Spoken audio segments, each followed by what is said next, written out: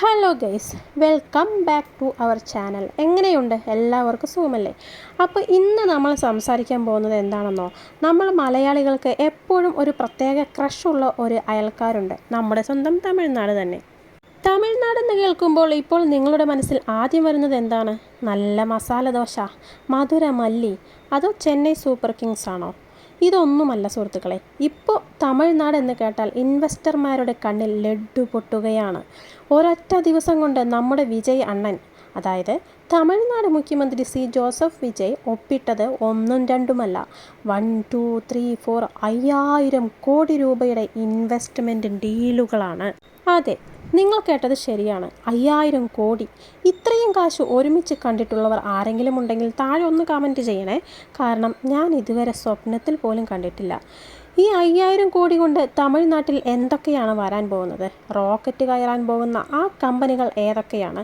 ഇത് കാണുമ്പോൾ നമുക്ക് എന്തു തോന്നും? എല്ലാം നമ്മൾ ഇന്ന് ഡീറ്റെയിലായി ഈ വീഡിയോയിൽ കാണാൻ പോകുന്നു. സ്കിപ്പ് ചെയ്യാതെ അവസാനം വരെ കാണുക. ചാനൽ സബ്സ്ക്രൈബ് ചെയ്യാത്തവർ ഇപ്പോൾ തന്നെ ആ ബെല്ലൈക്കൺ അങ്ങോട്ട് അടിച്ചു പൊട്ടിച്ചേക്കൂ. അപ്പോൾ ഗൈസ്, നമുക്ക് കാര്യത്തിലേക്ക് വരാം.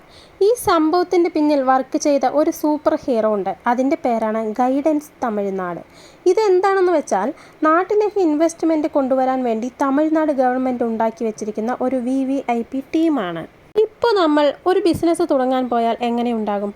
വില്ലേജ് ഓഫീസിലും പഞ്ചായത്തിലും കയറി ഇറങ്ങി ചെരുപ്പ് തേയണം അല്ലേ? എന്നാൽ ഈ ഗൈഡൻസ് ടീം അങ്ങനെയല്ല. വിദേശത്തെ വലിയ മുതലാളിമാരെ ഒക്കെ ചെന്നൈയിലേക്ക് വിളിച്ചു വരുത്തും. എന്നിട്ട് അവർക്ക് നല്ല ഫിൽറ്റർ കോഫിയും കൊടുത്ത്, നിങ്ങൾക്ക് എന്താ വേണ്ടത്? സ്ഥലമാണോ, കറണ്ടാണോ, ലൈസൻസാണോ, എല്ലാം ഞങ്ങൾ സിംഗിൾ വിൻഡോയിൽ തരാം, നിങ്ങൾ കാശിറക്കി പവർ കാണിച്ചാൽ മാത്രം മതി എന്ന് പറയും. അങ്ങനെ ഇത്തവണ ചെന്നൈയിൽ വെച്ച് നടന്ന മീറ്റിങ്ങിലാണ് നമ്മുടെ വിജയ് അണ്ണൻ്റെ സാന്നിധ്യത്തിൽ ഈ മാസ് സംഭവം നടന്നിരിക്കുന്നത്. ഈ 5000 കോടി എന്ന് പറയുന്നത് തമിഴ്നാടിനെ 2036 ഒരു $1.5 ട്രില്യൺ ഇക്കോണമി ആക്കി മാറ്റാനുള്ള വലിയൊരു പ്ലാനിൻ്റെ തുടക്കം മാത്രമാണ്. അതായത് ചുരുക്കി പറഞ്ഞാൽ പൈസ കൊണ്ട് ആറാടുന്ന ഒരു സംസ്ഥാനമായി തമിഴ്നാട് മാറും. ഇതൊക്കെ കേൾക്കുമ്പോൾ ഒരു രോമാഞ്ചമൊക്കെ വരുന്നില്ലേ? വരും. ഇനി വരാൻ പോകുന്ന കമ്പനികളുടെ പേര് കേട്ടാൽ നിങ്ങൾ ശരിക്കും ഞെട്ടും. അപ്പം ശരി, ഇതിലെ ഏറ്റവും വലിയ വമ്പൻ സ്രാവ് ആരാണെന്നറിയാമോ? നമ്മുടെ സ്വന്തം L&T, അഥവാ ലാർസൻ ആൻഡ് ട്രൂബോ.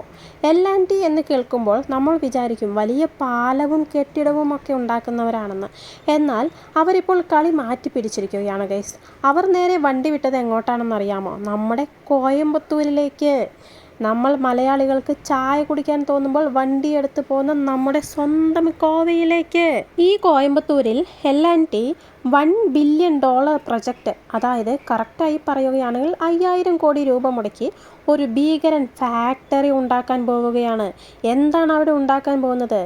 ഇലക്ട്രിക് വെഹിക്കിൾസ്, പിന്നെ ഈ വണ്ടികൾക്കൊക്കെ വേണ്ട hi tech automotive electronics components. Friends, ആലോചിച്ച് നോക്കൂ, ഏകദേശം 40 ഏക്കർ സ്ഥലത്താണ് ഈ ഫാക്ടറി വരുന്നത്. ഇതിൻ്റെ ഗുണം എന്താണെന്ന് വെച്ചാൽ, ചുമ്മാ വണ്ടി ഉണ്ടാക്കാൻ മാത്രമല്ല, 5000-ലധികം ആളുകൾക്ക് അവിടെ ഡയറക്റ്റായും ഇൻഡയറക്റ്റായും ജോലി കിട്ടാൻ പോവുകയാണ്. അതുകൊണ്ട് കോയമ്പത്തൂർ ഭാഗത്തുള്ള എൻ്റെ കൂട്ടുകാരെ ആരെങ്കിലും ഈ വീഡിയോ കാണുന്നുണ്ടെങ്കിൽ ഇപ്പോൾ തന്നെ CV ഒക്കെ റെഡിയാക്കി വെച്ചോ. ഭാഗ്യമുണ്ടെങ്കിൽ വിജയ് അണ്ണൻ തരുന്ന ഒരു ജോലിയൊക്കെ വാങ്ങി നിങ്ങൾക്ക് അവിടെ കയറിക്കൂടാം. അടുത്തത് ചെന്നൈയിലേക്കാണ് കളി മാറുന്നത്. IT ഫീൽഡിലും ടെക് ഫീൽഡിലും ഉള്ളവർക്ക് ചാകരയാണ് വരാൻ പോകുന്നത്.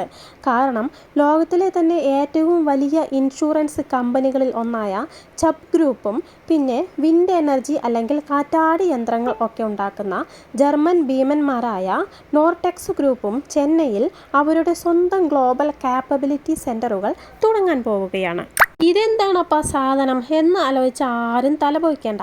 സിമ്പിളായി പറഞ്ഞാൽ, അമേരിക്കയിലും യൂറോപ്പിലും ഒക്കെയുള്ള അവരുടെ മെയിൻ ഓഫീസിലെ വലിയ വലിയ റിസർച്ച് ആൻഡ് ഡെവലപ്മെൻറ്റ് പണികൾ ഇനി നടക്കാൻ പോകുന്നത് ചെന്നൈയിൽ ഇരിക്കുന്ന നമ്മളെപ്പോലെയുള്ള സാധാരണക്കാരുടെ തലയിലാണ്. ആലോചിച്ച് നോക്കൂ, ഒരു കാലത്ത് ചെന്നൈ എന്ന് പറഞ്ഞാൽ വെറും കോടമ്പാക്കവും സിനിമയും മാത്രമായിരുന്നു. എന്നാൽ ഇപ്പോൾ അതൊരു ഗ്ലോബൽ ടെക് ഹബ്ബായി മാറിക്കൊണ്ടിരിക്കുകയാണ്. വിദേശ കമ്പനികൾ ഇങ്ങോട്ട് ഒഴുകി വരികയാണ് സുഹൃത്തുക്കളെ, ഒഴുകി വരികയാണ്. ഇതിനെയാണ് നമ്മൾ മാസ് എന്ന് പറയുന്നത്. എന്താ നിങ്ങളുടെ അഭിപ്രായം? ചെന്നൈ ഇനി ബാംഗ്ലൂരിനെ വെട്ടിക്കുമോ? താഴെ ഒന്ന് കമൻറ്റ് ചെയ്യണേ. നിങ്ങളുടെ പ്രവചനങ്ങൾ കേൾക്കുവാൻ ഞാനും കാത്തിരിക്കുന്നു. ഇനി അടുത്തത് ഒരു ഇൻ്റർനാഷണൽ കോംബോയാണ്. ദക്ഷിണ കൊറിയയിൽ നിന്നുള്ള വലിയൊരു ഓട്ടോ പാർട്സ് നിർമ്മാണ കമ്പനിയുണ്ട്. പേര് മോട്ടീവ് ലിങ്ക്. അവരും ചെന്നൈക്ക് അടുത്തുള്ള പിള്ളൈപ്പാക്കം ഇൻഡസ്ട്രിയൽ പാർക്കിൽ 300 കോടി രൂപ മുടക്കി ഒരു അടിപൊളി പ്ലാന്റ് തുടങ്ങാൻ പോവുകയാണ്. ഇതിലൂടെ മാത്രം 1500 പേർക്ക് പുതിയ ജോലി കിട്ടും. തമിഴ്നാട്ടിൽ ഓൾറെഡി ഹ്യൂണ്ടായിയും കിയയും ഒക്കെയുണ്ട്. അതിൻ്റെ കൂടെ ഇപ്പോൾ മോട്ടീവ് ലിങ്കും. ശരിക്കും തമിഴ്നാട് ഇന്ത്യയുടെ ഡെട്രോയിറ്റ് ആയി മാറിക്കഴിഞ്ഞു. പക്ഷേ ഇതിനേക്കാൾ എന്നെ അത്ഭുതപ്പെടുത്തിയ മറ്റൊരു കാര്യമുണ്ട്. പഠിക്കാൻ ആഗ്രഹമുള്ളവർ ശ്രദ്ധിക്കുക. സാധാരണ നമ്മൾ വിദേശത്ത് പോയി പഠിക്കാൻ ലക്ഷക്കണക്കിന് രൂപ ലോണൊക്കെ എടുത്ത് വിദേശത്തേക്ക് വിമാനം കയറാറുണ്ടല്ലേ? എന്നാൽ ഇനി അതിൻ്റെ ഒന്നും ആവശ്യമില്ല ഗൈസ്. കാരണം ഓസ്ട്രേലിയയിലെ പ്രശസ്തമായ യൂണിവേഴ്സിറ്റി ഓഫ് വെസ്റ്റേൺ ഓസ്ട്രേലിയ തങ്ങളുടെ ആദ്യത്തെ അന്താരാഷ്ട്ര ക്യാമ്പസ് ചെന്നൈയിലെ വെളച്ചേരിയിൽ തുടങ്ങാൻ ഈ മീറ്റിങ്ങിൽ കരാർ ഒപ്പിട്ടു. അതായത് ഓസ്ട്രേലിയൻ യൂണിവേഴ്സിറ്റിയുടെ ഡിഗ്രി ഇനി ചെന്നൈയിലിരുന്ന് ചൂട് ദോശയും സാമ്പാറും കൂട്ടി കഴിച്ചുകൊണ്ട് തന്നെ നമുക്ക് സ്വന്തമാക്കാം. എങ്ങനെയുണ്ട് വിജയണ്ണൻ്റെ ബുദ്ധി? സമ്മതിച്ചു കൊടുക്കണം അല്ലേ? നമ്മൾ ഇത്രയും നേരം തമിഴ്നാടിൻ്റെ കഥയല്ലേ പറഞ്ഞുകൊണ്ടിരുന്നത്? 5000 കോടി വരുന്നു, 10,000 കണക്കിന് ജോലി വരുന്നു. ഇതൊക്കെ കേൾക്കുമ്പോൾ നമ്മുടെ ഉള്ളിലിപ്പോൾ എന്താണെന്നറിയാമോ? സത്യം പറയാലോ, ഒരു മലയാളി എന്ന നിലയ്ക്ക് എനിക്ക് ചെറിയൊരു കുശുമ്പ് തോന്നുന്നുണ്ട്. കാരണം നമ്മൾ ഇവിടെ ഹർത്താലും നോക്കുകൂലിയും ഒക്കെയായി നടക്കുമ്പോൾ തൊട്ടപ്പുറത്ത് പിള്ളേർ IT പാർക്കിലും ഓട്ടോമോട്ടീവ് ഇൻഡസ്ട്രിയിലും കയറി തകർക്കുകയാണ്. നമ്മുടെ കേരളത്തിലും ഇതുപോലെ വലിയ ഇൻവെസ്റ്റ്മെൻറ്റുകൾ വരണം എന്ന ആഗ്രഹമില്ലാത്തവർ ആരാ ഉള്ളത്? ലുലു മാളും വിഴിഞ്ഞം തുറമുഖവും ഒക്കെ വരുന്നത് നല്ലത് തന്നെ. പക്ഷേ ഇതുപോലെയുള്ള വലിയ മാനുഫാക്ചറിങ് കമ്പനികൾ കൂടി വന്നാലേ നമ്മുടെ നാട്ടിലെ പിള്ളേർക്ക് ബാംഗ്ലൂരിലും ചെന്നൈയിലും ഗൾഫിലും കഷ്ടപ്പെടേണ്ടി വരാതിരിക്കും. വിജയ് അണ്ണൻ തമിഴ്നാട്ടിൽ കാണിക്കുന്ന ഈ മാസ് കളി കണ്ട് നമ്മുടെ നാട്ടിലെ രാഷ്ട്രീയക്കാരും അധികാരികളും കുറച്ചെങ്കിലും ഒന്ന് പഠിക്കട്ടെ എന്ന് നമുക്ക് ആശംസിക്കാമല്ലേ? നിങ്ങളുടെ ചിന്തകൾ എന്താണെന്ന് വെച്ചാൽ ഒന്ന് കമൻറ്റ് ചെയ്യാൻ മറക്കല്ലേ കേട്ടോ. അപ്പോൾ ഇന്നത്തെ വീഡിയോ ഇവിടെ തീരുകയാണ് ഗൈസ്. വിജയ് അണ്ണൻ്റെ ഈ പുതിയ 5000 കോടിയുടെ സിംഗിൾ ഷോട്ടിനെ കുറിച്ച് നിങ്ങൾക്ക് എന്താണ് തോന്നുന്നത്? തമിഴ്നാട് ശരിക്കും വേറെ ലെവലാകുമോ? കമൻറ്റ് ചെയ്യാൻ മറക്കരുത്. വീഡിയോ ഇഷ്ടപ്പെട്ടെങ്കിൽ ആ ലൈക്ക് ബട്ടൺ അങ്ങോട്ട് പ്രസ് ചെയ്യുക. നിങ്ങളുടെ ഫ്രണ്ട്സിനും തമിഴ് സിനിമയും തമിഴ്നാടും ഇഷ്ടമുള്ളവർക്കും ഇതൊന്ന് ഷെയർ ചെയ്ത് കൊടുക്കുക. ചാനൽ ഇതുവരെ സബ്സ്ക്രൈബ് ചെയ്തിട്ടില്ലെങ്കിൽ ഇപ്പോൾ തന്നെ സബ്സ്ക്രൈബ് ചെയ്ത് നമ്മുടെ ഫാമിലിയിൽ ജോയിൻ ചെയ്യൂ. അടുത്ത ദിവസം ഇതുപോലൊരു കിടുക്കാച്ച് വീഡിയോയുമായി ഞാൻ വരുന്നത് വരെ സ്റ്റേ ഹാപ്പി, സ്റ്റേ സേഫ്. மாண்புமிகு பேரவைத் தலைவர் அவர்களே, அரசியலே மக்களுக்கானது தான். அதே மாதிரி அரசியல் கட்சினாலே அது மக்களுக்காகத்தான். அது எல்லா அரசியல் கட்சிகளுக்கும் பொருந்தும். கொள்கையில நிலைப்பாட்டுல வேணும்னா வேறுபாடு இருக்கலாம்.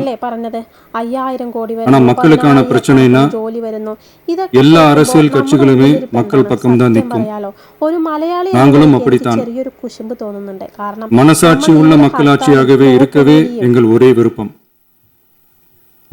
நமது விவசாயிகளுக்காகவும் நமது மக்களுக்காகவும் நின்றே ஆக வேண்டியது நம் கடமை, நம் உரிமை. எல்லாத்தையும் தாண்டி அதுதான் நம்ம உயிரான உணர்வு. நீராதாரம் தான் நம்மோட மிக முக்கியமான அடிப்படையான வாழ்வாதாரத்தில் ஒன்று. நதி நீர் உரிமையும் நம்முடைய மிக முக்கிய உரிமைகளில் ஒன்று. அதை பாதுகாத்தே ஆக வேண்டிய பொறுப்பு நம் அனைவருக்கும் உள்ளது. அந்த உணர்வோட அடிப்படையில் ஒரு தீர்மானத்தை நமது மாமன்ற உறுப்பினர்கள் அனைவரின் ஒப்புதலுக்காகவும் கொண்டு வர இருக்கிறோம்.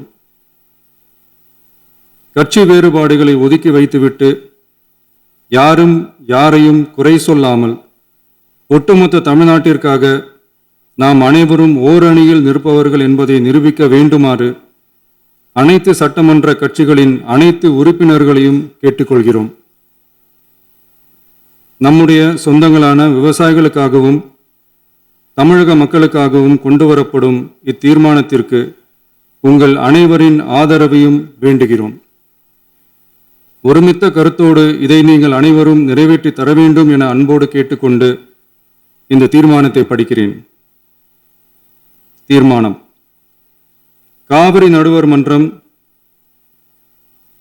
5/2/2007 அன்று அளித்த இறுதி தீர்ப்பையும் மாண்புமிகு உச்சநீதிமன்றம் 16/2/2018 அன்று அளித்த தீர்ப்பையும் மதிக்காமலும் சம்பந்தப்பட்ட படுகை மாநிலங்களின் இசைவை பெறாமலும் ஒன்றிய அரசின் எந்தவித அனுமதியை பெறாமலும் கர்நாடக அரசு தனிச்சையாக காவிரி நதியின் குறுக்கே மேகதாதுவில் அணை கட்ட முயற்சி மேற்கொள்வதை எந்த வகையிலும் ஏற்றுக்கொள்ள முடியாது என்பதால் கர்நாடக அரசின் இச்செயலுக்கு தனது கடும் எதிர்ப்பை இப்பேரவை தெரிவித்துக் கொள்கிறது.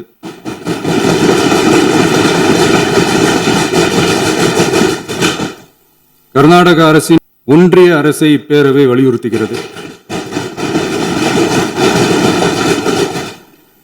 காவிரி நடுவர் மன்றமும் உச்சநீதிமன்றமும் காவிரி படுகை ஒரு பற்றாக்குறை படுகை என குறிப்பிட்டு படுகையின் மொத்த நீரினையும் படுகை மாநிலங்களுக்கு பகிர்ந்தளித்து விட்டதால் காவிரி படுகையில் புதிய திட்டங்களை மேற்கொள்ளவோ கூடுதலாக நீரை பயன்படுத்தவோ இயலாது. காவிரி பிரச்சனை இரு மாநிலங்களின் உணர்வு பூர்வமான பிரச்சனையாகும். ஆதலால் கர்நாடக அரசு மேகதாதுவிலோ அல்லது காவிரி படுகையில் வேறு எந்த இடத்திலோ அணை அல்லது எவ்வித புதிய நீர்த்தேக்க திட்டத்தை பிற படுகை மாநிலங்களின் இசைவு இன்றியும் ஒன்றிய அரசின் ஒப்புதல் இல்லாமலும் மேற்கொள்ளக்கூடாது என கர்நாடக அரசினை அறிவுறுத்துமாறு ஒன்றிய அரசை பேரவை வலியுறுத்துகிறது. கர்நாடக அரசின் விரிவான திட்ட அறிக்கையை பரிசீலிக்கவோ அதற்கு அனுமதி அளிக்கவோ கூடாது என்று மத்திய நீர்வள குழுமத்தையும் இப்பேரவை வலியுறுத்துகிறது. கர்நாடக அரசின் இந்த முயற்சியை முறியடித்து தமிழக விவசாயிகள் நலனை பாதுகாத்திட தமிழ்நாடு அரசு எடுக்கும் அனைத்து நடவடிக்கைகளுக்கும் இப்பேரவை தனது ஆதரவை ஒருமனதாக தெரிவித்துக் கொள்கிறது என்னும் இத்தீர்மானத்தை நான் முன்மொழிகிறேன். இதை மாண்புமிகு உறுப்பினர்கள் முழு மனதோடு ஆதரிக்க வேண்டும் என்றும் அன்புடன் கேட்டுக்கொள்கிறேன்.